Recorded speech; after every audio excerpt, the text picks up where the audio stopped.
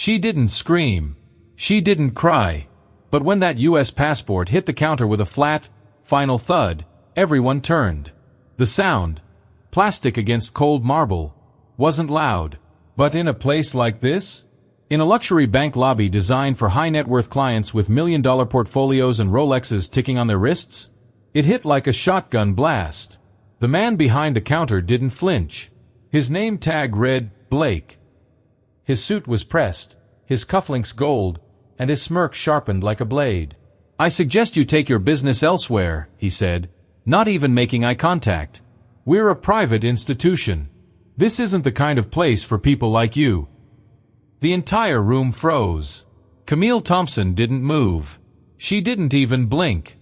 Her skin, the color of deep mahogany, glowed under the fluorescent lights. Her hair was pulled back in a no-nonsense bun. Her blazer was fitted but plain. Her bag was worn at the edges.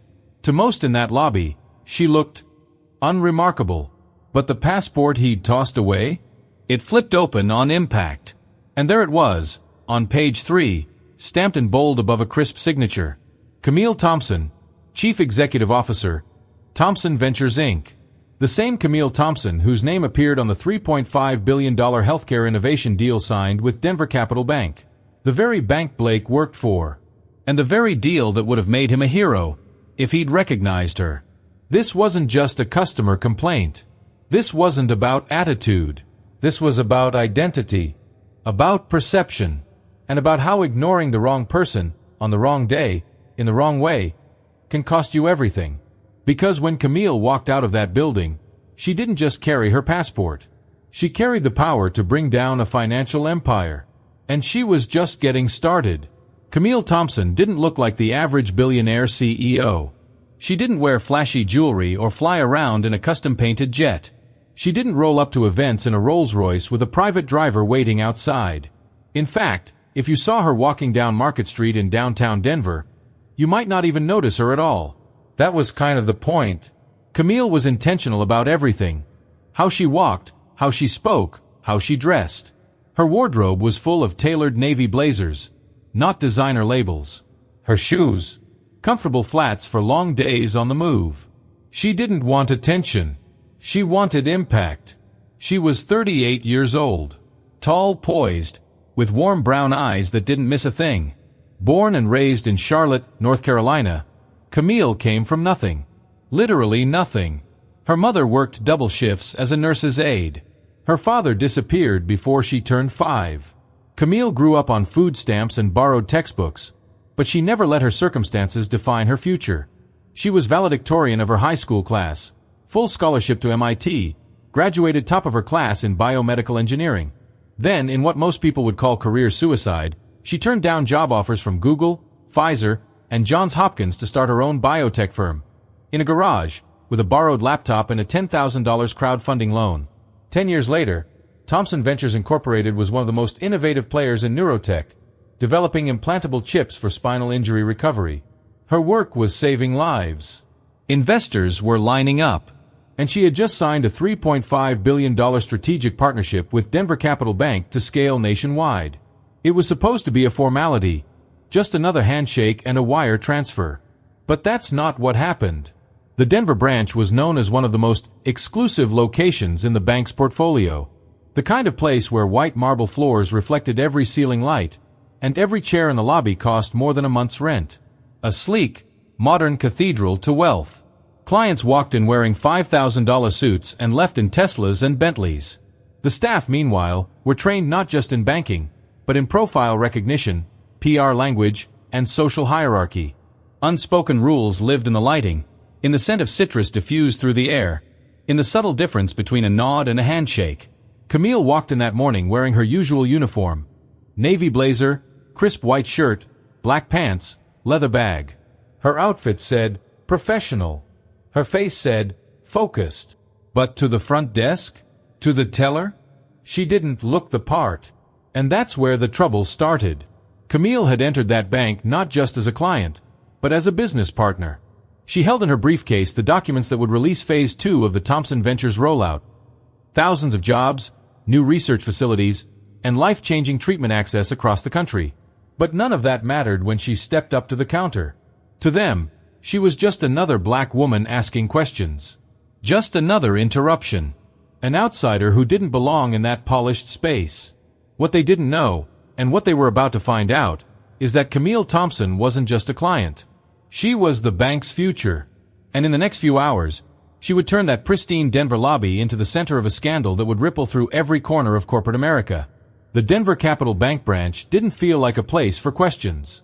It felt like a place where people were supposed to already know the rules. Unspoken ones. Where to stand. How to ask. Who to talk to. And more importantly, how to look while doing it. Camille stepped through the revolving glass doors just past 10 a.m., the sun slicing through the front windows like a spotlight. She took a quick glance around.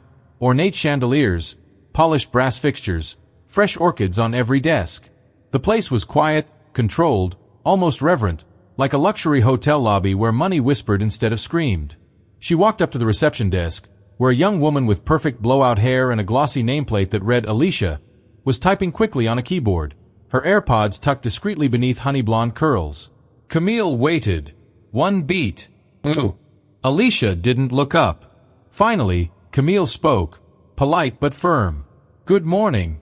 I'm here to deliver final documentation for a commercial account. Thompson Ventures, under the corporate division. Alicia barely moved her eyes from the screen. Do you have an appointment?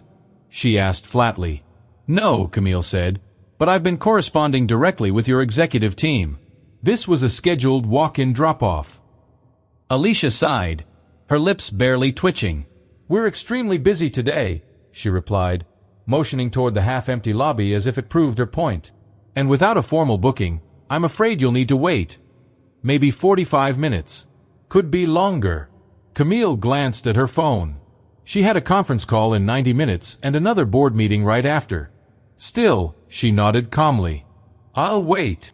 As she took a seat in one of the rigid leather chairs near the entrance, she noticed something. A pair of men, both white, both wearing tailored suits, walked through the same doors she had just come in. One of them held nothing more than a tablet.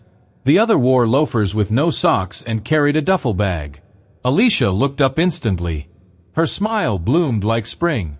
Mr. Landon. Mr. Kepler. Always a pleasure. The conference room is ready. Can I get you espresso? Camille sat motionless, watching the double standard unfold in real time. These men hadn't introduced themselves. No names given. No appointment asked. Just instant access, smiles, and fresh brewed coffee on offer. She wasn't surprised, but it still hit like a slap. The first crack in the glass had formed. The receptionists at banks are usually gatekeepers in plain sight, polite enough to stay safe, firm enough to deny. But what Camille experienced wasn't professionalism. It was profiling dressed up as protocol. As she waited, she reviewed the folder in her hand. Inside were notarized documents, federal tax IDs, shareholder agreements. Everything perfectly ordered. Every line double-checked. Camille didn't just meet banking requirements. She helped write some of the standards. And yet, she was being treated like someone who'd walked in asking for directions. She looked up one more time at Alicia, who now laughed freely with another arriving customer.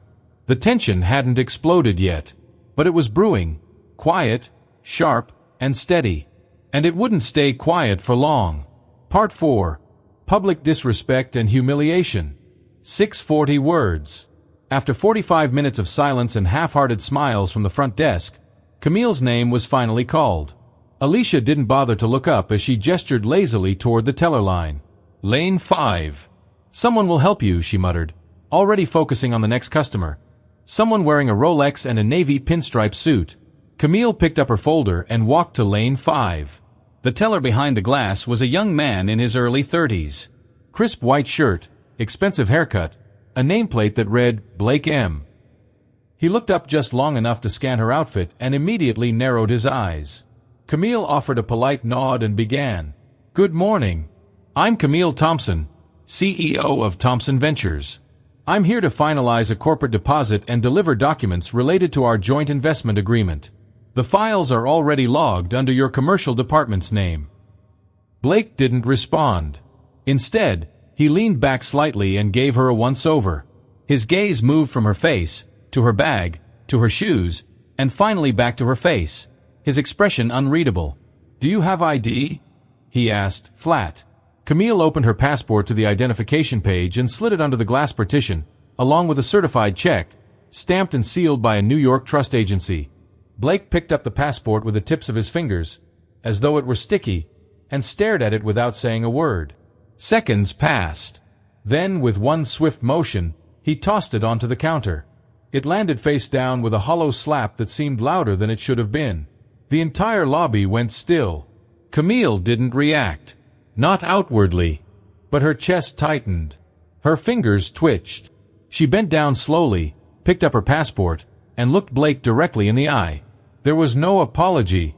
No explanation. Just silence. Then Blake raised an eyebrow and said, with an unmistakable hint of sarcasm, "So, you're the CEO?" "Yes," Camille replied evenly. "That's correct." He let out a short, humorless laugh and turned the check over in his hand like it was counterfeit. "We get a lot of these," he said, "from people claiming all kinds of stuff. Forged paperwork, fake companies, made-up titles." He paused, looked her dead in the face, and added, "You wouldn't believe the scams we deal with, especially lately." A man in a navy blazer standing 2 rows behind Camille chuckled audibly. Another woman glanced up from her phone, smirking. Camille felt every eye in the lobby shift toward her. Not with curiosity, but with judgment. She stood straighter. "I'd appreciate it if you'd process the deposit," she said, her voice calm but clipped. "You have everything you need." Blake didn't move. Instead, he turned to the teller next to him, Rachel, and held up the check. "Hey, Rachel," he said loud enough for everyone nearby to hear. "What do you think? Genuine? Or the same kind of venture capital we saw last week?" Rachel laughed without looking over. "Better double-check that one," she called back. Now it wasn't just one person smirking. Now it was a wave of side glances, murmurs, half-covered laughter. Camille felt the heat rise to her cheeks. Not from shame, but from fury. But still, she didn't break. "This check is certified by East Coast Fidelity," she said, louder now. "It's been pre-approved by your executive division. You can confirm that internally." Blake scoffed. "Yeah, well, you'll understand if we don't just take your word for it." He turned away, typing slowly on his terminal, clearly in no rush. Camille stood in silence.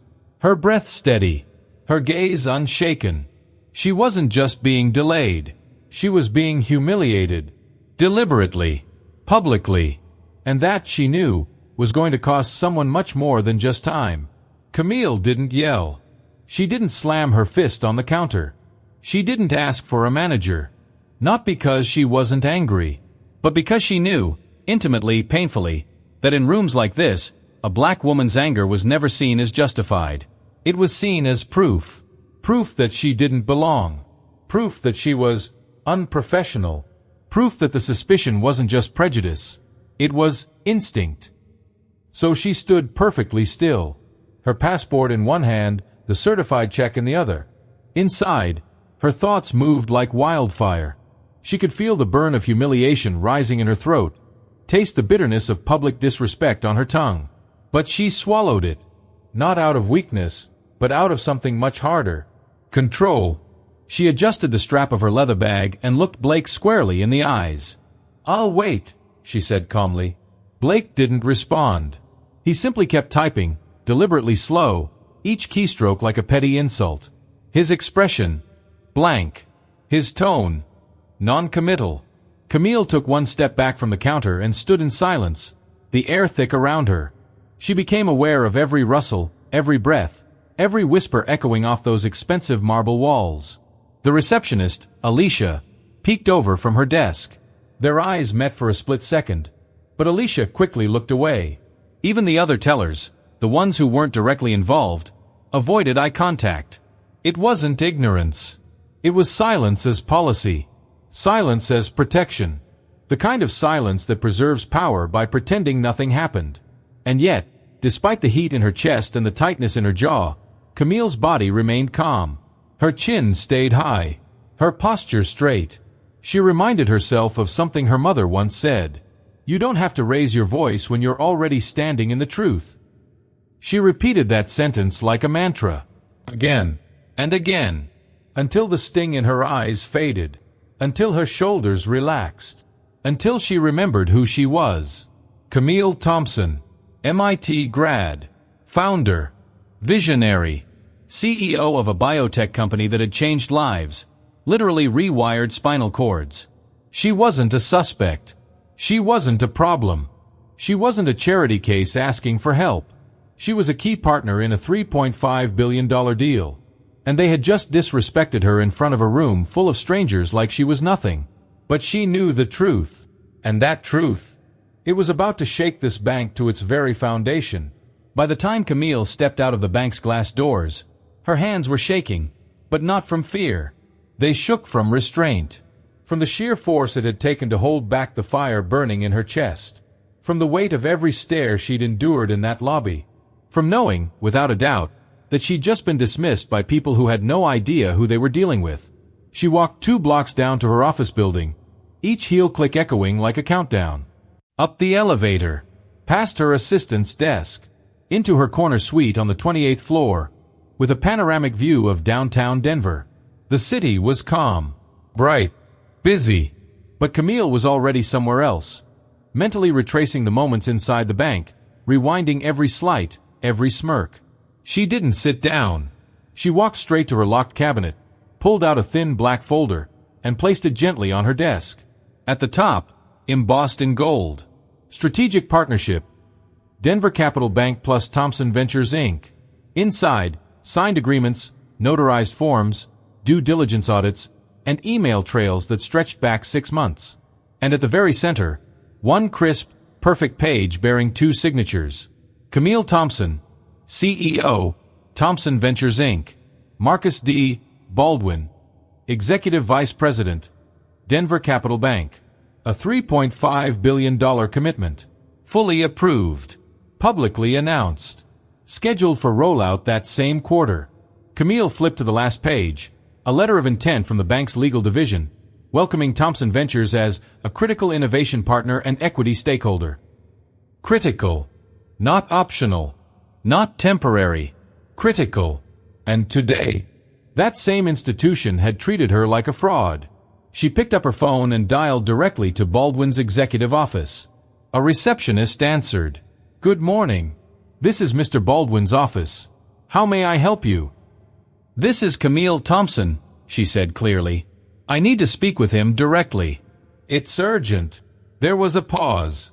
A shuffle. Then a voice came through. Deep, polished, practiced. Ms. Thompson, it's good to hear from you. I hope everything's going smoothly with today's deposit. Camille cut him off. No, Marcus. Everything is not going smoothly. In fact, your team just insulted a key partner in the middle of your flagship branch. Silence. Then cautious. I'm not sure I follow. You will, she replied, her tone firm. I'll be back in your lobby tomorrow morning. This time, with the full contract folder in hand. I suggest you be there.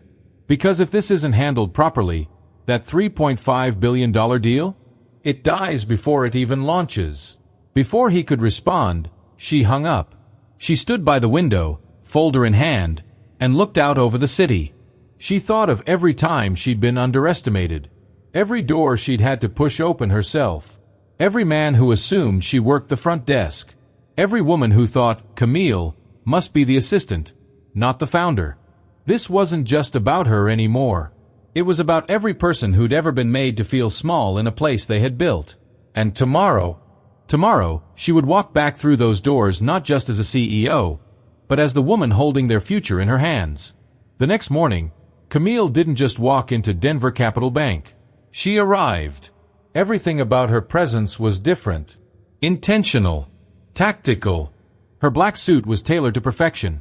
Structured shoulders, sharp lapels, and a single silver pin shaped like a neural chip. Her heels clicked with precision, not speed. Her hair was swept back into a tight bun. She wore no jewelry, no embellishments, just confidence and cold clarity. As she stepped through the bank's gleaming glass doors, the security guard from the day before stood straighter. He recognized her. She saw it in his eyes. The way his posture shifted slightly, the way he looked down almost too quickly. But Camille didn't break stride. She walked directly to the reception desk. Alicia was there again. Perfect hair, manicured nails tapping against her keyboard. She looked up, clearly not expecting to see the same woman from yesterday. At least not like this. Before Alicia could speak, Camille placed a business card on the desk. Camille Thompson, Chief Executive Officer, Thompson Ventures, Inc. I'm here to see Marcus Baldwin, she said flatly. He's expecting me. Alicia blinked, caught off guard. She picked up the card, read it, and her eyes widened ever so slightly. Yes, of course. One moment, please. Her voice was suddenly softer, almost nervous. She tapped something quickly on her phone system, then stood. Would you like some coffee while you wait? Camille gave a small smile. Measured, controlled. No, but thank you. Less than a minute later, the frosted glass doors near the back of the lobby swung open. Marcus Baldwin, dressed in a tailored gray suit and visibly tense, walked briskly toward her. Ms. Thompson, he said, trying too hard to sound casual. Let's go to my office. She followed without a word. They passed by Blake's teller station. He wasn't there. Camille noticed. She also noticed the uncomfortable glances of other employees, the ones who had watched everything the day before and said nothing. When they reached the executive wing, Baldwin held the door open. Camille walked in, placed the contract folder neatly on the conference table, and took a seat across from him. I assume you've heard what happened, she said. Baldwin nodded, the lines on his forehead deepening. I got your message. I've also reviewed the surveillance footage from yesterday and I have no excuse. I'm deeply sorry. Camille didn't nod. She didn't accept. Not yet. You need to understand something, Marcus. I didn't come here for an apology. I came here for clarity. She opened the folder and slid a page across the table. The signature page from the $3.5 billion partnership. That is my name, she said. That is your name. And that, she tapped the document, is your bank's future. Baldwin looked down, then back up. Yes, I know. What I need to know, she continued, is whether your bank's leadership intends to operate with the same bias and disregard that your frontline staff displayed yesterday. Because if that's the case, this contract means nothing. The silence stretched. I understand the gravity of what happened, Baldwin said finally. And I agree with you. This wasn't just bad service, it was systemic disrespect. I can assure you that steps are already being taken. Good, Camille said, because here's what's next. She laid out a simple sheet, her terms. A public statement acknowledging the incident. Or a written apology from the bank's senior leadership. A commitment to diversity and anti-bias training for all front-facing staff. An oversight from an external DEI consultant, paid for by the bank. And finally, Blake's immediate removal from customer-facing roles. Baldwin read each line. His jaw clenched. I can make this happen, he said quietly. You will, Camille corrected. Or I walk. And trust me, when the story hits Bloomberg, I won't be the one answering questions. For the first time, Baldwin's confidence cracked. I understand. Camille stood, gathered her folder, and paused. This partnership isn't just about capital. It's about alignment. If we're not aligned in principle, then we're not aligned in business. And with that, she walked out. As she passed back through the lobby, Alicia looked up, wide-eyed. Camille didn't stop, didn't blink, didn't smile. She walked out the same doors that had once tried to close her out. But this time, the doors held open, and everyone was watching. By noon the next day, every executive at Denver Capital's headquarters had received the same email. Subject: Urgent, Mandatory Leadership Assembly. Location: Executive Boardroom, 4th floor. Time: 2 p.m. sharp. There were no explanations. No optional RSVPs. No room for delay. When the meeting began, the atmosphere in the boardroom was thick with discomfort. The kind that doesn't come from tension between people, but from shame. Michael Andrews, the bank's regional vice president, stood at the front of the room. He wasn't smiling. He wasn't pacing. He wasn't performing. He was holding a printed report in his hand. Attached to it were screen captures from the surveillance system inside the downtown branch. Page 1. Camille Thompson standing at the teller counter, her ID midair, moments before it hit the floor. Page 2. Blake, arms folded, smirking as he turned away. Page 3. A still of Rachel laughing with her hand over her mouth. Page 4. A wide shot of the lobby, half the staff watching, none of them intervening. Michael looked up slowly. "This is not who we are," he said. His voice was steady, but every word cut through the room like a blade. "Or at least, this is not who we say we are." No one spoke. "No one in this room can afford to think this was just a bad day or a rude employee," he continued. "Because what happened to Ms. Thompson was not a glitch in our system. It was our system, unfiltered, unguarded, and completely on display." A low murmur swept across the table. Nervous glances. Crossed arms. Fidgeting pens. Michael held up the signed $3.5 billion contract. "She's not just a client. She's a strategic partner. A builder. A leader. And she walked into our flagship branch, on our turf, and we treated her like a threat." He dropped the file onto the table. "Effective immediately, Blake M. is terminated." His behavior was not only unprofessional, it was discriminatory, and it put this entire institution at risk. A quiet gasp came from one corner of the room. No one dared speak up in defense.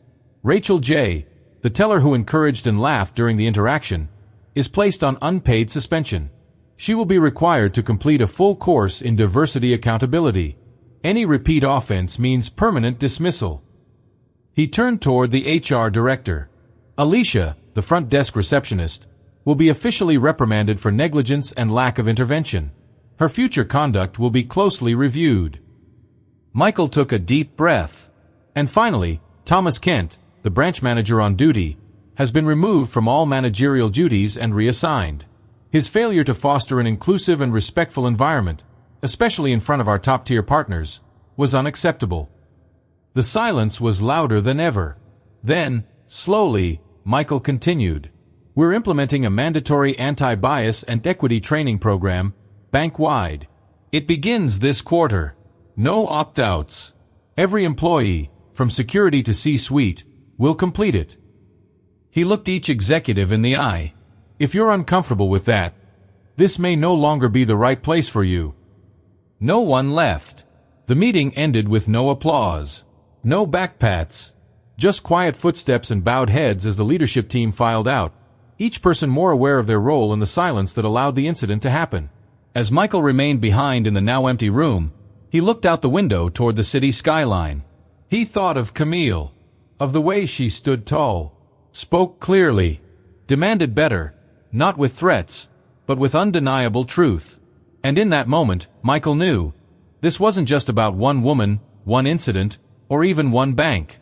This was about the kind of institution they claimed to be, and whether they had the courage to actually become it. Camille could have gone to the press.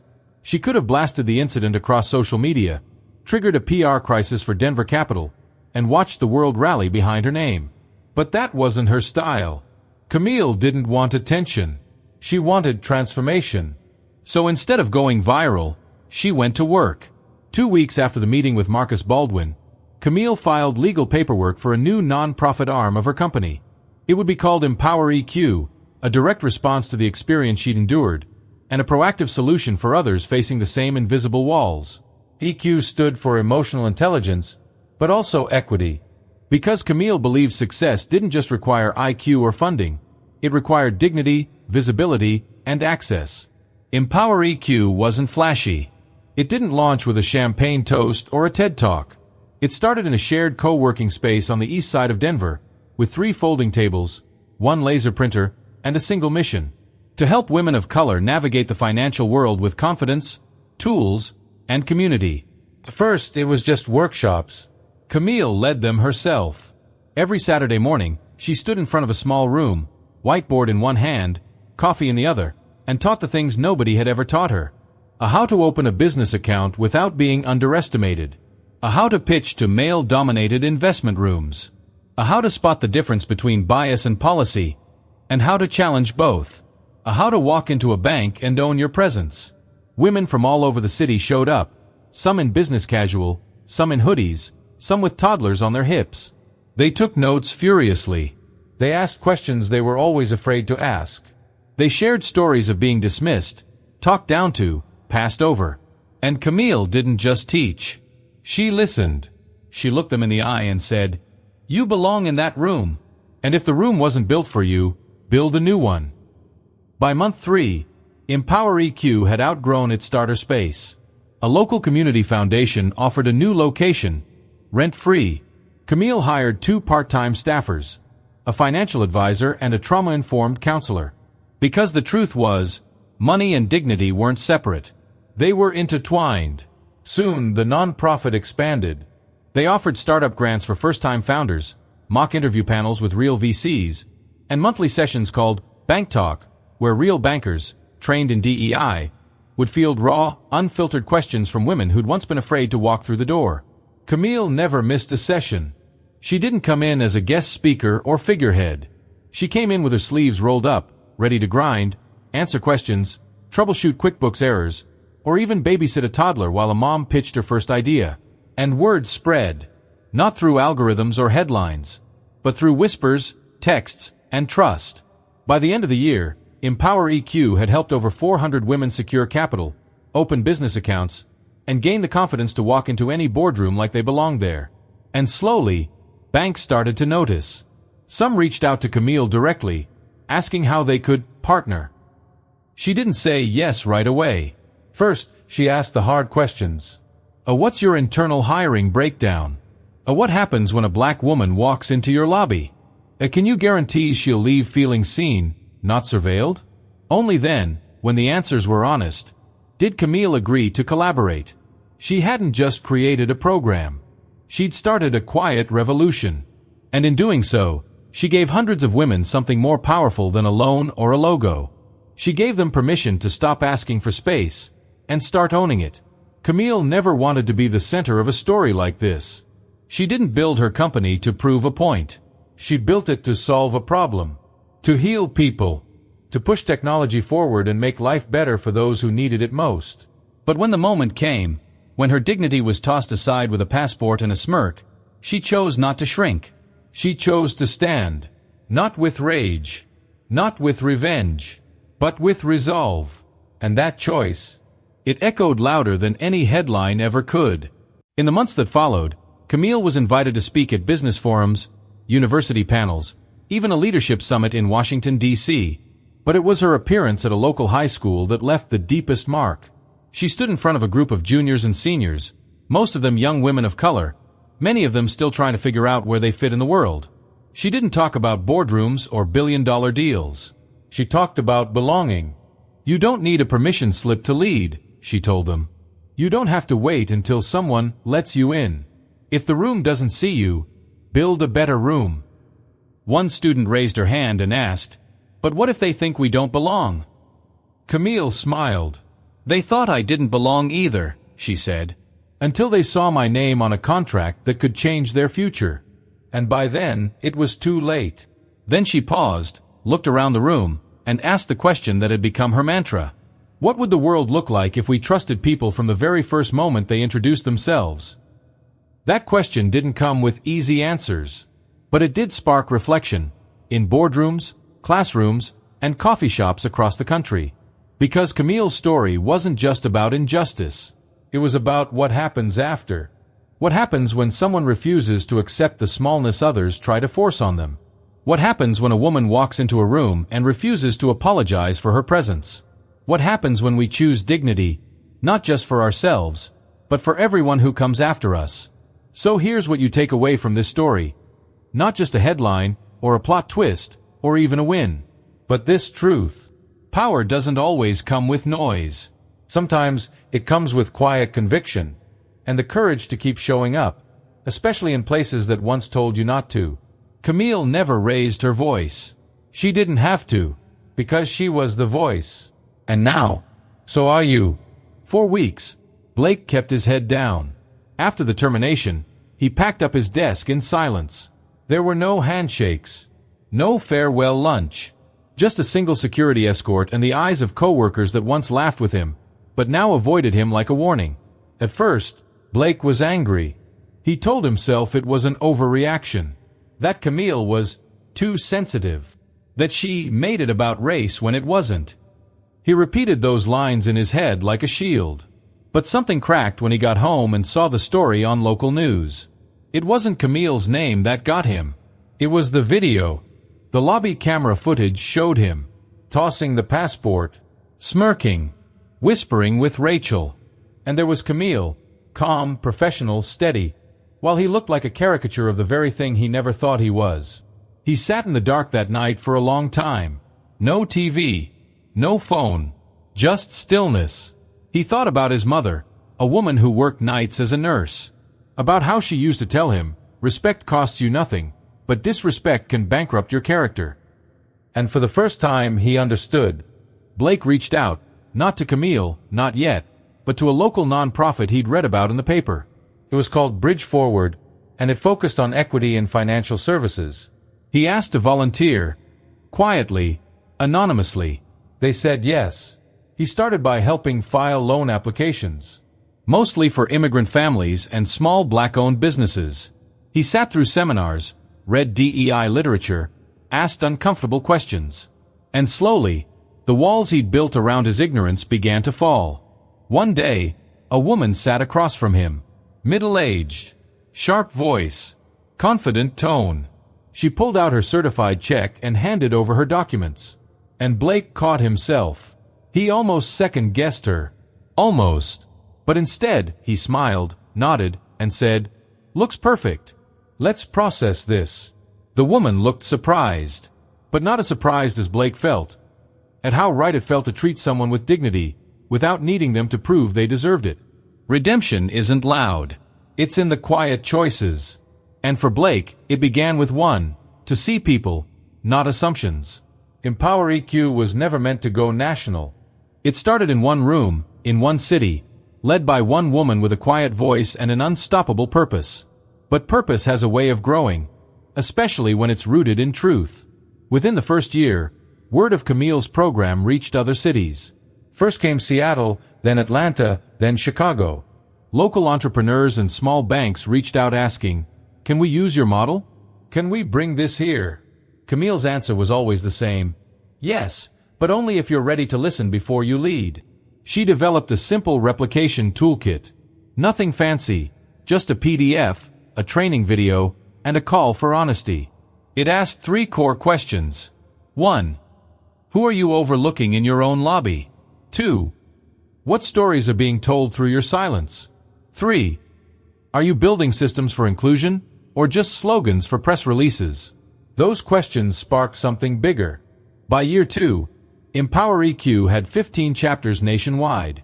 In Baltimore, a single mother secured her first microloan after years of being denied. In Oakland, a trans entrepreneur launched a consulting firm after being told, "This industry isn't for people like you." In Dallas, a local bank hired its first black female branch manager, trained through EQ's leadership track. The stories weren't just inspiring. They were multiplying. Camille traveled less and delegated more. She built a small but fierce national team, many of them women who once sat in the back of her workshops, notebooks full, eyes wide. They now led cities, led branches, led change, and the financial world started to notice. One morning, Camille woke to an email from the Federal Reserve's Innovation Outreach Office. They'd heard about Empower EQ and wanted to collaborate on a national task force around equitable access to capital. Camille smiled. She didn't seek power. She built platforms. And now, the very institutions that once dismissed her were asking for a seat at her table. Empower EQ had become more than a non-profit. It was a movement, one born not from rage, but from resilience. Not from headlines, but from heart. And across the country, in boardrooms and break rooms alike, people began asking the question Camille had once whispered to a high school class. What would our world look like if we trusted each other from the very first moment? And with each chapter, each voice, and each bold woman stepping into her worth. The answer was no longer a question. It was becoming a reality.